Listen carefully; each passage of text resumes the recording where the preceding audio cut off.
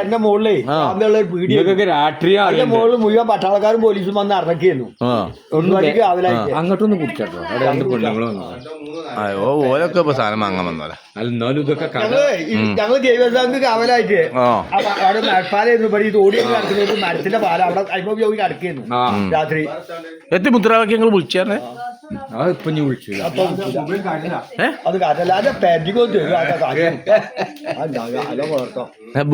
ഞാന് പുത്തമാന് കുഞ്ഞാണി ബന്ദർബല പോക്കര് MK മുനീർ കാസർഗോട്ടിന്ന് പിന്നെ നടന്നിട്ട് തിരുവനന്തപുരത്തേക്കുണ്ടായ യാത്ര. ആ യാത്രയില് ഒരു മുദ്രാവാക്യം വിളിച്ചു പിലാമന്തോള് പാലത്തിന്റെ അപ്പുറത്തുനിന്ന്. ആ മുദ്രാവാക്യം അവിടെ വിളിച്ചു വെച്ചപ്പോ രണ്ട് പെണ്ണുങ്ങൾ ഇവിടെ ഉണ്ട്, അതുകൊണ്ട് ഞാൻ വിളിച്ചൊന്നുമില്ല.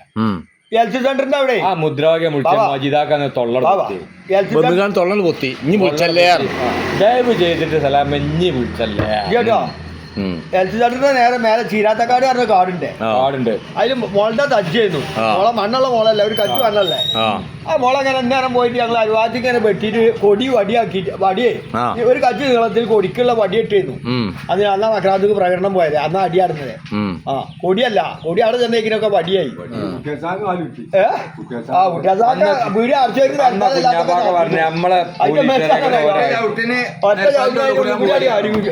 ഉള്ളിക്കാട് കടന്നു. ഈ ഒരു വിലയില്ലാത്തൊക്കെ കാര്യമുള്ളത് മനുഷ്യ പള്ളല്ലേ. പ്രവാസികളോട് പറയാനുള്ള എന്താന്നോ വെറുതെ അവിടെ ബെറിയും പിടിച്ച് നിക്കണ്ട. അവിടുന്ന് ഇങ്ങോട്ട് വരാൻ പറ്റിച്ചെങ്കിൽ വന്നോളേ. 5 കൊല്ലം കജ്ജിന്റെ നേരമുള്ള ഒരു ആണ്ടർദിയാണ്. അതെ, ഇതിലൊക്കെ മുങ്ങി കുളിച്ചാതെ പിന്നെ അവിടെ നിന്നിട്ട് എന്താ കാര്യം? ഒരു കാര്യമില്ല. അത് പറഞ്ഞു കൊടുക്കുക. ഈ ഇലക്ഷന് പറയേണ്ടതേ 5 കൊല്ലം ഒന്നിന്റെ വില ടിക്കറ്റിന് ജിത്ത് പറഞ്ഞു എങ്ങനെ എലക്ഷൻ എന്ന് പറഞ്ഞ 5 കൊല്ലം കഴിയുമ്പോ വരുന്ന അത് ഇക്കുറി വോട്ട് ചെയ്തിട്ടില്ലെങ്കിൽ NRC SIRC ഒഴിവാവും. പിന്നെ നിങ്ങൾ ആ നേരത്തെ തൊള്ളൊളിച്ചിട്ട് കാര്യം ഉണ്ടാവില്ല. ഫസല വോട്ടാ.